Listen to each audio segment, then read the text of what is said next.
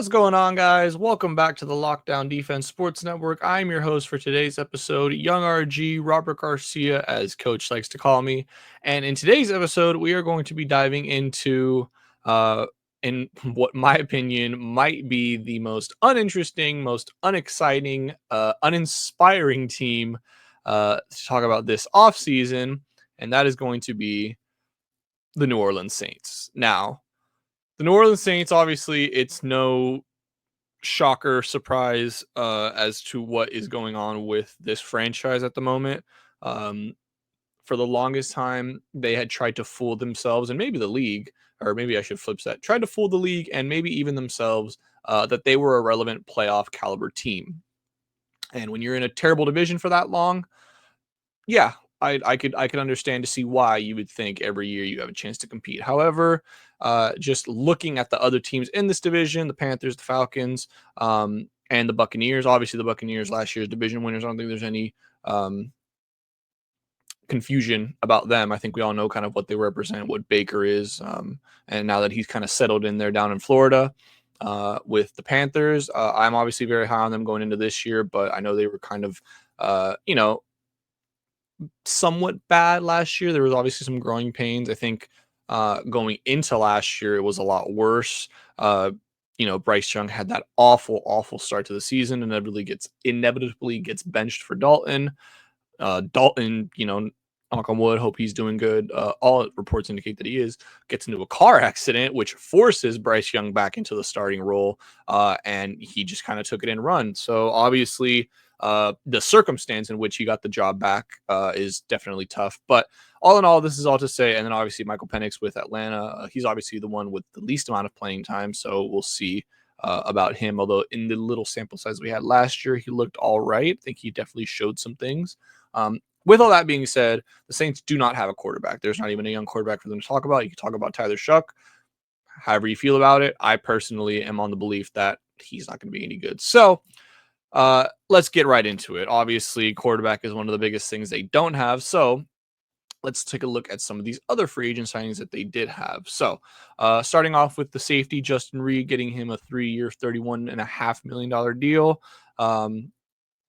Pairing him obviously with Tyrann Mathieu to kind of have a formidable, secondary duo up there. Adding on to that secondary, they're also adding Isaac Yiadom, the cornerback, 3 years, $9 million deal. Bringing back Brandon Cooks, the wide receiver, 2 years, $13 million deal, where he started his career. Brandon Cooks, one of those guys that's just been around, passed around more than a blunt in a frat house. So we'll see what he can do for them at this stage in his career, what he can do for the young QB there. Awesome signing purely on name alone. So got to give him credit for this. They did sign center Will Clapp to a 1-year, $1.4 million deal. Will Clapp, of course, formerly of the Chargers this past year. And that's about it. He just got an amazing name. So, yeah, on with that one. The one person that they traded for this year was Devon Godchow, and then ended up signing him to a 2-year, $11 million deal. Took a little bit of a pay cut to come over to New Orleans from the Patriots. And then re-signed a lot of people. Chase Young to a 3-year, $51 million deal. Juwan Johnson to a 3-year, $30 million deal. Also signed wide receiver Dante Pettis, a cornerback Ugo Amadi, and the guard Landon Young, all to 1-year deals. And then obviously, of course, released the running back Jamal Williams, who wasn't last season, but the season prior had that amazing year, that amazing fantasy season, to say the least. But yeah, not much more you're going to get out of him, especially when you have Kamara. Kamara's your lead back. So totally understand that. Moving now into their draft class. Now, this has to be one of the most uninspiring, just downright like sad draft classes to look at. And I'm a big fan of their 6th round pick, Devin Neal, the running back out of Kansas. But just looking at it, we'll go in order here. Obviously, their 1st round pick spent on Kelvin Banks Jr., Texas. Read that terribly wrong. Kelvin Banks Jr., the tackle out of Texas. A lot of people thought Shedeur was going to go here to the Saints after Derek Carr. We found out he was retiring, that injury. So definitely shocked they didn't, but, they want to solidify that O-line. Kind of makes sense, this entire year, I will kind of foreshadow what this end of this video message is going to be. This entire year is looking forward to next year. So take that with a grain of salt when you kind of look into this video. Going down there on the list, second round pick is the quarterback I mentioned, Tyler Shough out of Louisville. Then with their 2 third-round picks, they took a couple of the defensive players, Vernon Brockton, the defensive lineman out of Texas, the second Texas player they took, the safety Jonas Sanker out of Virginia. So, obviously probably somebody that they're going to eventually either maybe he goes into a slot cornerback role or, you have 2 bona fide starting stud safeties for him to learn behind in Tyrann Mathieu.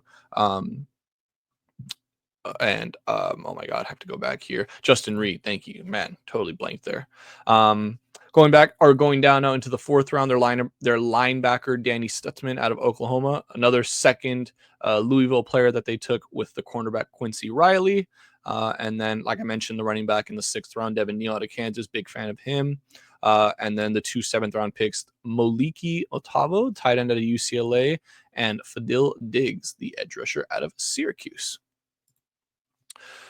Now, one of the biggest reasons why I, when we were divvying up the teams and for who gets what for these videos, I had to do the Saints, not just because I wanted to talk about how awful this year is going to be. I'm sure everybody already knows that. Most casual football fans probably know that the Saints are probably going to be awful this year. But if you take a look at these coaching changes here, we have to address the biggest elephant in the room. Obviously, the new head coach, Kellen Moore, big signing or big addition, I guess you could say, from Philadelphia. So you are bringing, that Super Bowl winning caliber talent into your head coaching room. However you feel about him, for whatever he did in LA or with the Eagles, however easy you thought his job was in Philadelphia, it got him a starting head coaching job. So take that for what you will. Offensive coordinator Doug Nussmeier, nothing too crazy about.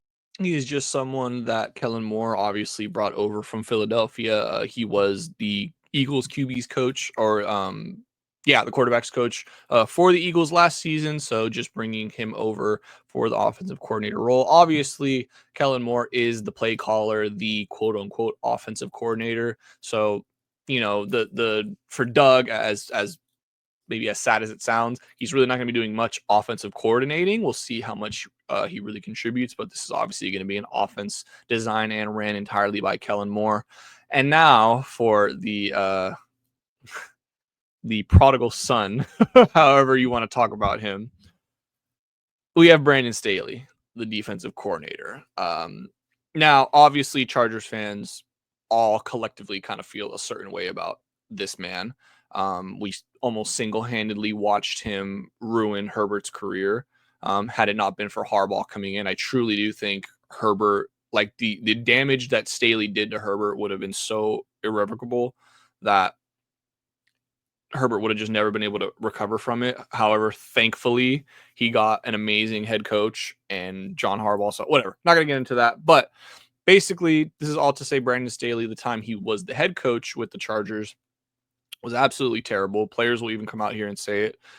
He was an awful head coach. Now, he's not going to be a head coach. He's going to be strictly a defensive coordinator. However, the defense when he was with the Chargers was awful. That's what he came to the Chargers under. Obviously, the DC with Sean McVay in LA, across, in the same stadium, across the field. And, you can make a defense look amazing when you have Aaron Donald, Jalen Ramsey, these stud, edge rushers. I'm blanking on a lot of the names right now. But they had a really stout defense to win that Super Bowl with. So, obviously the Chargers after that season kind of got fooled by that, brought Staley on as a head coach, and we saw very quickly just kind of the rails come off of that. So I just think I say all this, not trying to sound biased, but I say all this to say that the Saints know that this year, like this season has to be a punt. And this there's nothing to compete for this year. You have no quarterback. Your defense is being ran by arguably one of the worst coaches this league has seen in the last decade plus. You're in a division where each team exponentially is better than you at the quarterback position alone, but just team construction wise, significantly better than you. If you're not even the best in your own division, you're obviously not going to compete in your own conference. There's just nothing for them. They picked 9th this year, which I like looking at this team. I'm shocked they even picked that high. And that might have to do with the fact that they won their first 2 games of the season when they put up, what was it, like 80 points or like 90 points combined in back to back weeks. So yeah, I just think, unfortunately, with everything, with the way the division turned out, with the way the draft fell, with just the way this team and their coaching staff and the roster, like I mentioned, it's just all rough and bad. And I feel for Saints fans. It's gonna be a long and grueling rebuild. And this is what happens when you have a franchise and a team that can't admit when it's time to hit the reset button. And for trying to stay competitive for so long, getting nothing out of it, and now you're gonna have to face that. It's gonna rear its ugly head. And it's gonna be a tough year. I think Saints fans kind of expect it, and a lot of them are honestly hoping for a rough uh, schedule. As we look here and see the schedule, in my opinion, the Saints are the one team, maybe the Titans. At least with the Titans, you have something to be excited for with the number 1 overall pick in Cam Ward. But with the Saints, there is quite literally nothing to be excited for. And every team that faces the Saints this season is looking at them on the schedule like, that's a free win. That's a free win. So I don't think the Saints can say that about any team. And they play the Titans. So that may be, I will get into the record right now when I predict it, but just taking a quick look at the schedule here. No primetime games for them, obviously, because why would you? Like, why would you want to put them in primetime? There's no player on this team that fans are clamoring to want to watch. But we'll just go into their schedule really quick. So first 4 weeks of the season. Start with the back-to-back home games against the Cardinals and the Niners, and then you're back-to-back on the road against the Seahawks and the Bills. Like I mentioned, I'm not even going to get into what I think their record can be. Usually I try to break down the record into stretches of 4 or something like that and try to take a look at the team in that regard, seeing how they'll perform.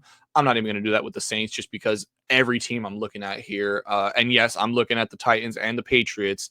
I just think that they're at a disadvantage. I'm even looking at the Jets. I'm even looking at the damn Jets, guys, and they are in a significantly better position than the Saints are this year. So, continuing on with the schedule: Giants, Patriots, Bears, Bucks, Rams, Panthers, Falcons, or I should say Rams, Panthers, bye week Falcons, Dolphins, Bucks, Panthers, Jets, and then they finish off their season with back-to-back away games at Titans and in Atlanta. So, oh, sorry, ignore that. Don't just, you didn't see that. Getting into the offseason grade and predictions that I have for them. So my offseason grade for them is a straight up F.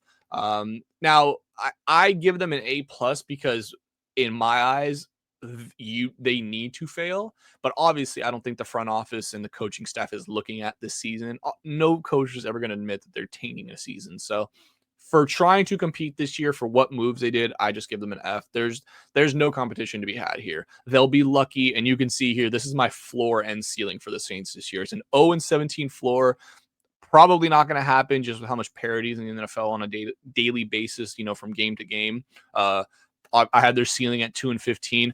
I truly do think 2, maybe 3 wins is going to be all they scrunch out of here. And that's going to have to be, facing a team with just a smattering of injuries. Like there's no, just a decimated team coming in. You're playing against backups. So that is the only way I can see them truly getting wins, is based off injuries to the other team or some sort of football god force that brings the other team down to this level. Because the Saints team is just this truly is, and let's get into it. This is the March for Arch. This is the Nola story, a March for Arch. I mean, this is all they're waiting for at this point. You need a star stud QB. He's by far, unless he has a diabolically awful season this year, he is by far going to be the starting number 1 quarterback out of next year's draft. And yeah, that's what you're playing for at this point. Sorry, Staley. Sorry, actually, not sorry, Staley. Screw you. Sorry, Moore. Sorry, Nussmeier. It is what it is, guys. This is what the future, at least for this season, holds for Nola. Thank you so much for joining me, guys. I really appreciate it. Don't forget to check out the other guys here on the channel, the entire hit squad: Mike Dove, Real AG, Alex Gibbons, and Young RG, Robert Garcia, myself here. And of course, check us out on X, formerly known as Twitter, Instagram, TikTok, Twitch, YouTube, and our Gmail. And in the comments below, let me know what you think about the Saints and what you think they're going to be like this season. All right. Thank you so much for joining me, guys. Hope you have a wonderful day, night, or evening, wherever you are. And I will see you in the next one. Take care, everybody.